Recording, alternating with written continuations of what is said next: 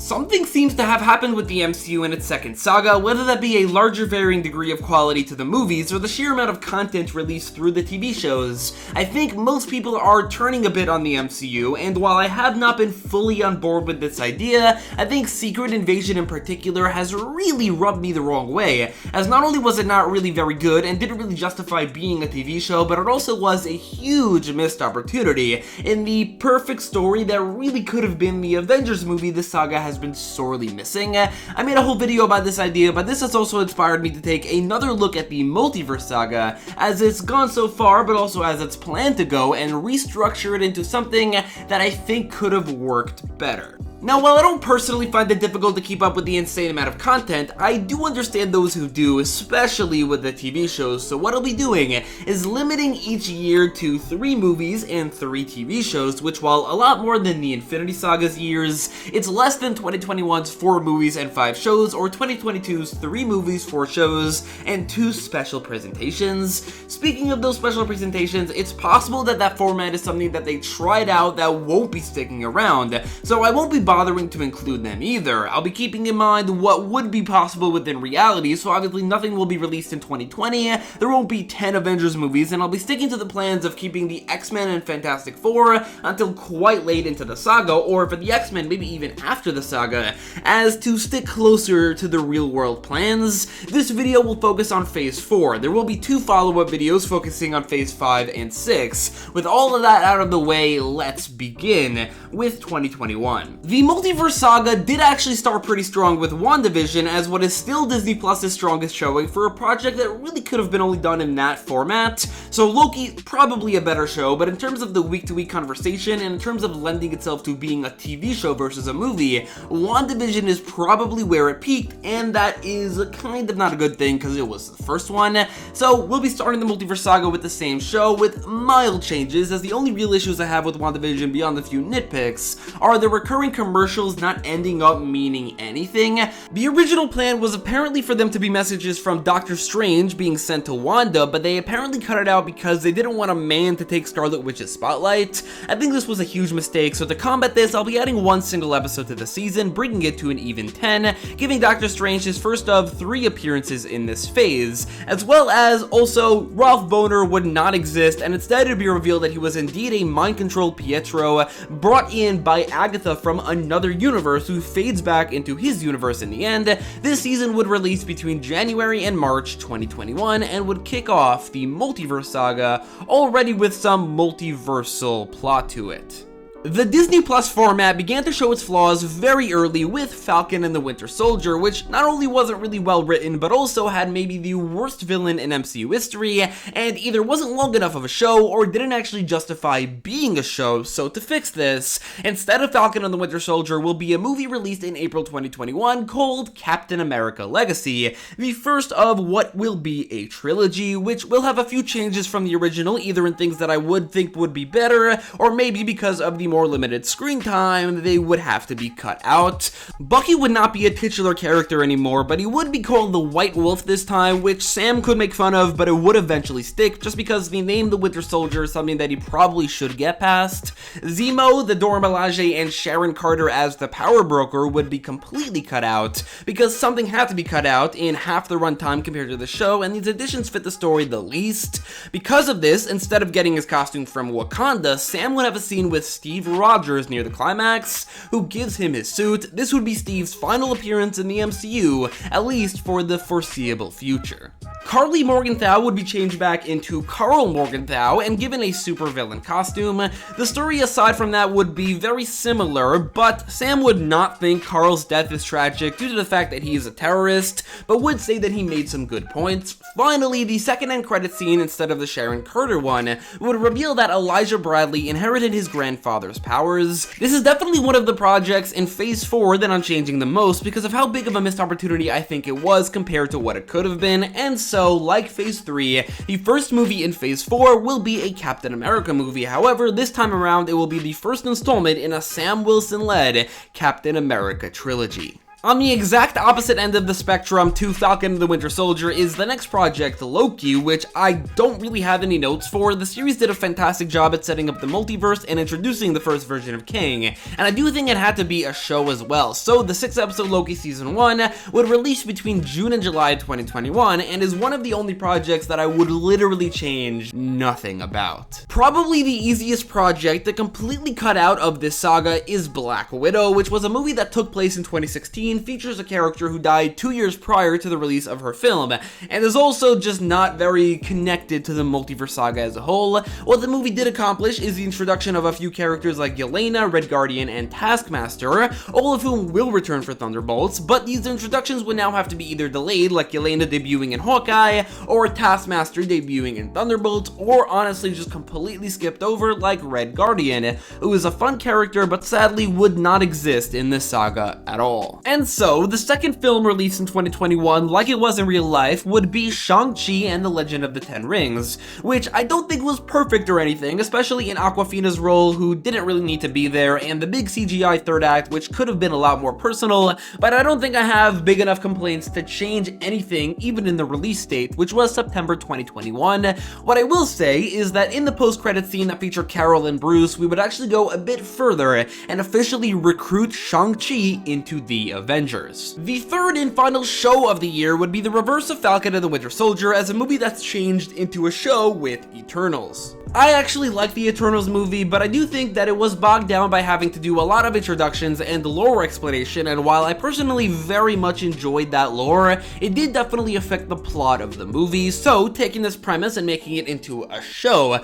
leaves much more room for both character introductions, lore explanation, and also a compelling plot, just with a bit of a smaller budget. This expanded runtime would also give Dane Whitman an expanded role, fully becoming the Black Knight. Crow would have an expanded motivation, and Tiamat would be far smaller, maybe just a celestial babyess, and not be something that should have far larger ramifications on Earth than the movie and the saga have been letting on. Aside from that, the show would end in the same way that the movie did, with the same ending and all the same character deaths. Eternals would be an 8-episode series released between October and November 2021, which leaves both What If and Hawkeye out of the year. However, neither of them have been cancelled, just delayed. Finally for 2021 is what you can call the mid-phase finale, Spider-Man No Way Home, for which I do not have any changes. Spider-Man No Way Home, releasing in December 2021, explores a bit more of the multiverse, including bringing Tobey Maguire and Andrew Garfield's Spider-Man into the MCU, at least for this movie, includes Doctor Strange's second out of 3 appearances in this phase, and in the end, brings back Spider-Man's secret identity, and demotes Spider-Man back down to the street level in the end, which is where he's going to spend most of the saga up until the last 2 Avengers movies. What this means is that Spider-Man will not be in the Avengers movie of Phase 4, of which there will be one. Starting out 2022 is Ms. Marvel, an 8-episode series releasing between February and March, so a bit earlier than it did in the real world, that also moves far faster than the real show did. Kamala would get her costume in episode 2 or 3, because honestly it was in the finale when she got her costume that the show began to become interesting. She would learn she's a mutant in episodes 5 or 6, and the villains would be better, although I'll be honest, I don't know enough about Ms. Marvel to tell you how I'd go about doing that. In this version of the MCU, Captain Marvel's next appearance would be earlier than the Marvels, and so the Ms. Marvel end credit scene would not exist. Instead, the end credit scene would be teasing Secret Invasion, which she wouldn't be a part of, but MCU movies used to tease other franchises all the time in the end credit scenes. I don't know why they stopped doing that, or at least that's how it feels.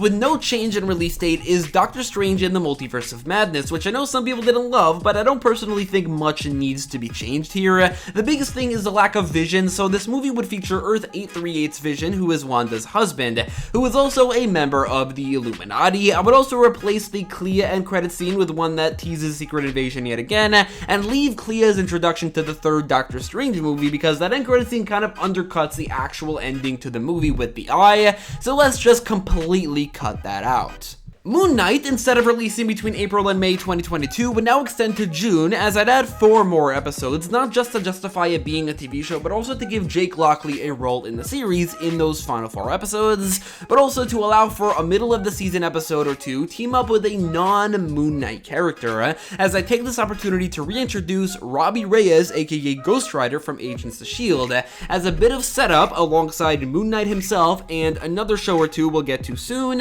for Midnight Suns. And this brings us to the project that inspired this video and also this series of videos, and the project that will go through the most changes, Secret Invasion. Instead of being a Phase 5 2023 6-episode Nick Fury show, Secret Invasion will now be a Phase 4 2022 Avengers movie called Avengers Secret Invasion, the much needed Phase 4 Avengers movie that establishes the current roster while also doing the story justice. The movie would take the post-Endgame opportunity to scale the Avengers back down from being a universe-wide event to being an actual team movie, and so there are quite a lot of characters from this phase that won't be present. Most notably is Thor as well as Spider-Man. The Avengers lineup I'd personally go with is Captain America, Captain Marvel, Professor Hulk, War Machine, Ant-Man the Wasp, Shang-Chi, and White Vision. Sam is the leader, Carol has the most screen time as she has the most personal connection to the Skrulls, Hulk is the only remaining founding member,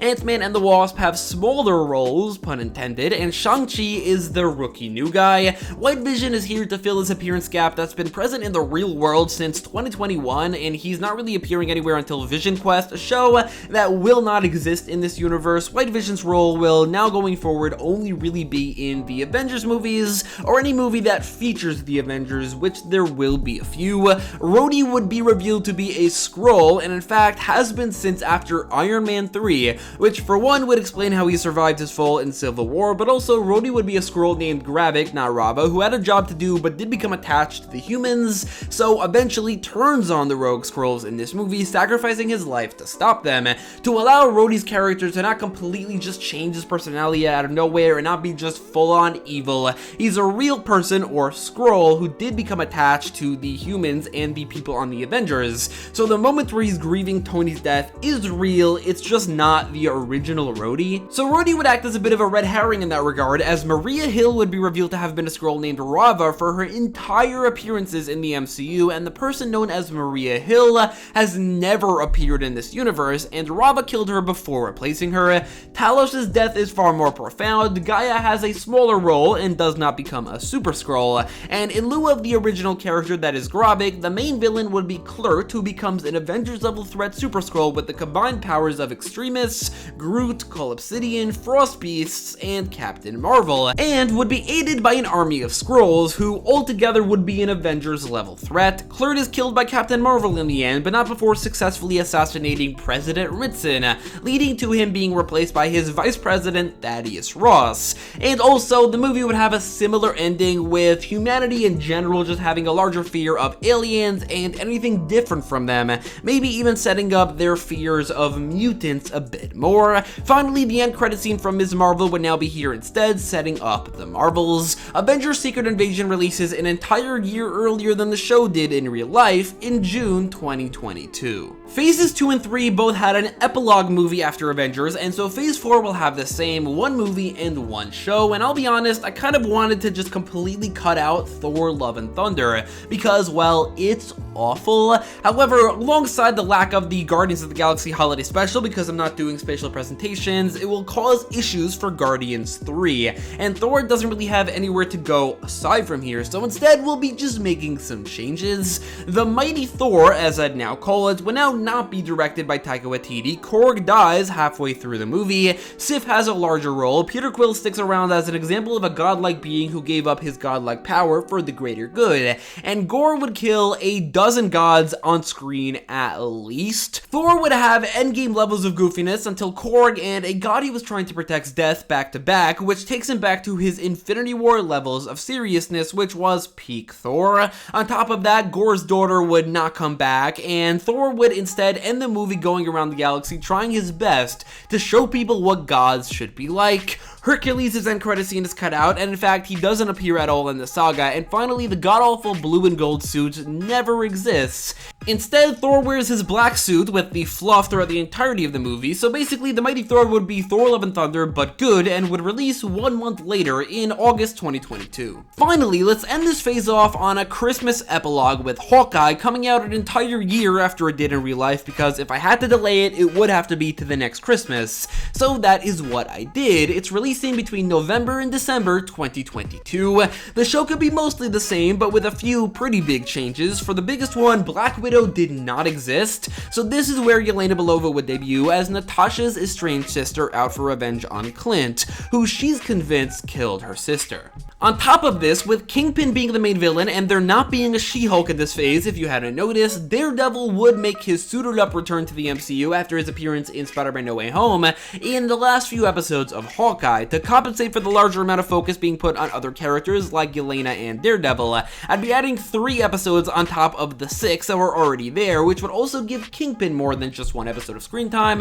which wouldn't end in his defeat. Instead, the heroes would just think they won, and this show would start a Kingpin saga within the Multiverse Saga that would continue through Daredevil Born Again and Spider-Man 4. In order to still conclude in December, because this is a Christmas show, Hawkeye would debut with 3 episodes in November and then release the next 6 weekly, ending in the last week of the year. This ends 2022 without She-Hulk and Black Panther Wakanda Forever, which are delayed, and Werewolf by Night, the Guardians of the Galaxy Holiday Special, and I Am Groot, which are cancelled completely. Both Werewolf by Night and the Guardians of the Galaxy Holiday Special are good, but like I said, special presentations are being completely phased out anyway. Werewolf by Night is a character who would not exist in the saga at all, neither would Man-Thing, and the Guardians of the Galaxy Holiday Special really only accomplished one thing, which is to reveal that Mantis is Peter Quill's sister, which they could just easily do in Volume 3 instead. I Am Groot is completely filler that didn't need to exist. And so, all they really had to do was add a few episodes to a few shows, change some shows into movies and vice versa, rearrange the releases a bit, make some things better, cut some things out, and add an Avengers movie, and Phase 4 would be pretty great. Okay, that's quite a lot, honestly, but I do think that just adding an Avengers movie would have made a world of difference, even without all the other changes that I made, and that is it for Phase 4. 6 shows and 6 movies, for a total of 12 projects over the course of 2 years, a more condensed series than the real world Phase 4, while also including an Avengers movie to boot, for what would probably, like I said, be a world of difference. Let me know what you like or dislike, or what you would personally change, and stay tuned for parts 2 and 3, focusing on phases 5 and 6, coming soon.